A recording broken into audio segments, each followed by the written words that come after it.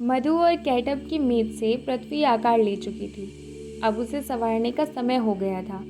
ब्रह्मा ने सुमेरु, कैलाश, हिमालय और मलय सहित 8 प्रमुख पर्वत और जम्बूद्वीप, कुशद्वीप और पुष्कर द्वीप सहित 7 महाद्वीपों का निर्माण किया।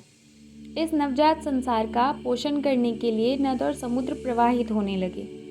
सुनहरे अंडे के भीतर सब वस्तुएं भ्रूणवत थी और सृष्टिकर्ता अब उन्हें साकार रूप दे रहे थे। पेड़ पौधे और फल फूल, पृथ्वी आकार ले रही थी तथा उसके अवयव अंकुरित हो रहे थे। पृथ्वी को भूलोक कहा गया तथा पृथ्वी के जो ऊपर स्थित है वो स्वर्गलोक कहलाया। भूलोक के नीचे स्थित पाताल लोक को 7 क्षेत्रों में विभाजित किया गया, जिसमें अतल, वितल, सुतल और पाताल शामिल थे। इन तीनों लोकों के ऊपर विष्णु का निवास वैकुंठ स्थित था। समय बीतने लगा। ब्रह्मा ने उसे 4 युगों में विभाजित कर दिया।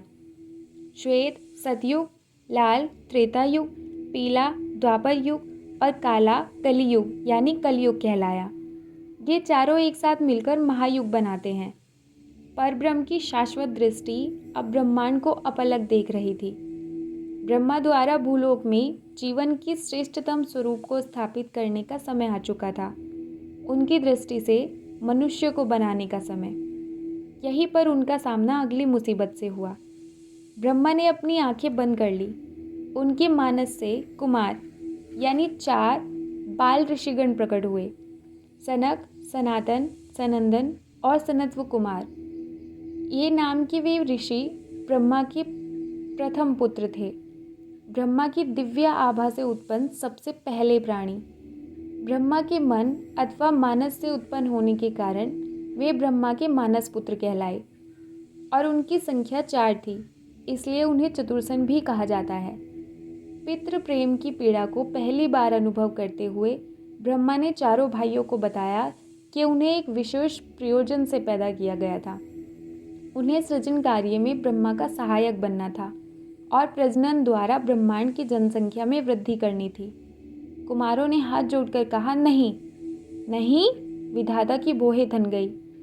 नहीं, क्या तुम अपने पिता की आज्ञा न मानने का दुस्साहस करोगे? अपने जन्मदाता की अवज्ञा करोगे?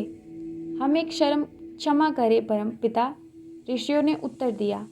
हम आभारी हैं कि आपने हमें उत्पन्न किया है, किंतु हम जीवन और मृत्यु के चक्र तक सीमित नहीं रहना चाहते। जब हमारे चारों ओर फैला ब्रह्मांड असीमित है, तो हम इतनी सीमित वस्तुओं को समर्पित क्यों हो जाएं? हम उस अनंत तत्व, उस पर ब्रह्म के मनोहर स्वभाव पर मनन करेंगे। हम सत्य और पवित्रता की अभिव्यक्ति हैं और इन्हीं से हमें संतोष प्राप्त होगा। यह नश्वर लोक नहीं, अपितु परलोक हमें पूर्णता प्रदान कर सकता है। क्या आपने सुना नहीं कि चारों दिशाएं हमें चारों ओर से पुकार रही हैं? ब्रह्मा को चिंता हुई तो वह सृष्टि के हित में अपने मानस पुत्रों से याचना करने लगे। ब्रह्मा ने उन्हें याद दिलाया कि उनके मना कर देने से समस्त उपक्रम व्यर्थ हो जाएगा, किंतु चतुर्सन वो टस से मस नहीं हुए। उनकी रुचि प्रचार करने से अधिक प्रश्न करने में थी।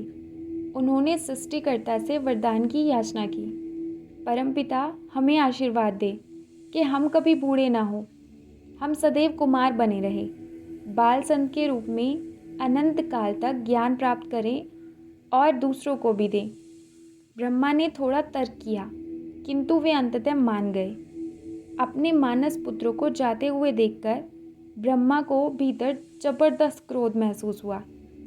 इसी हिंसक भाव में तीसरी मुसीबत छिपी थी।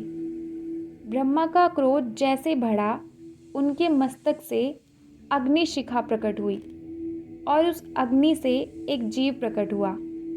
उस दिव्य जीव की रक्तिम लाल आंखें चमक रही थी। उसने गरजते हुए पूछा, मेरा नाम क्या है? ब्रह्मा विस्मित बैठे सोच रहे थे कि उस प्राणी को क्या उत्तर दे। इस बीच वह और जोर से दहाड़ा और उसकी आंखें उनसे जैसे धुआं निकलने लगा। मुझे मेरा नाम बताओ। रचयिता ब्रह्मा को याद आया कि रक्त और गर्जन दोनों का मूल रुद्र धातु होता है, इसलिए उन्होंने उत्तर दिया रुद्र, मैं तुम्हें रुद्र नाम देता हूँ। रुद्र शिव थे, महादेव, पर ब्रह्म की एक और दिव्य अभिव्यक्ति।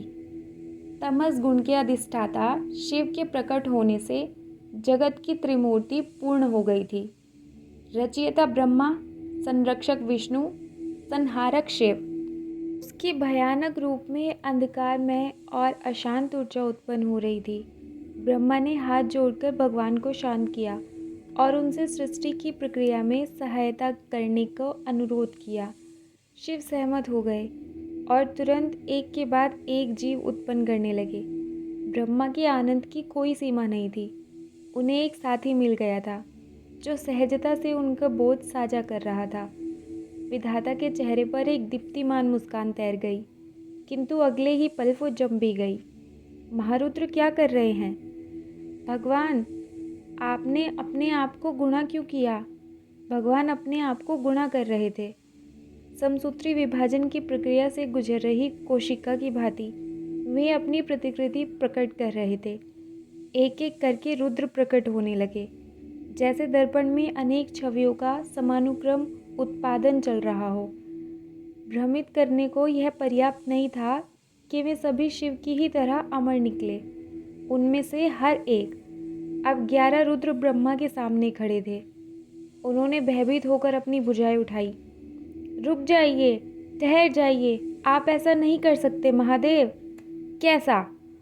आप इस तरह अमर जीवों को उत्पन्न नहीं कर सकते। क्यों नहीं? इससे ब्रह्मांडीय संतुलन बिगड़ जाएगा। सृष्टि में केवल नश्वर प्राणियों का ही जन्म होना चाहिए।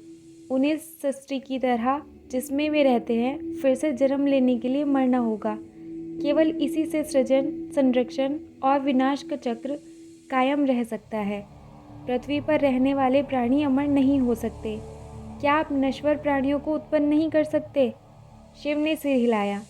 मैं केवल अमर प्राणियों को ही उत्पन्न कर सकता हूँ।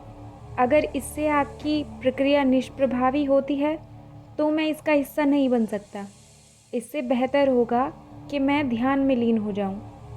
11 रुद्रों को पीछे छोड़कर जैसे ही शिव गए, ब्रह्मा ने रुद्रों पर दृष्टि डाली। एक ओर उनके मानस पुत्रों ने सृजन करने से मना कर दिया था और दूसरी ओर शिव ने अनेक प्राणियों को उत्पन्न कर दिया था। ब्रह्मांड को इस अभाव या प्रचुरता किसी से लाभ नहीं मिला।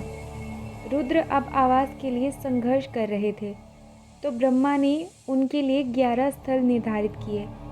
एक को हृदय दिया, 5 को ज्ञानेंद्रियां और शेष 5 को तत्व दिए। रुद्र चले गए और ब्रह्मा फिर से अकेले रह गए। वे अपनी इस भूल के लिए खुद को कोस रहे थे।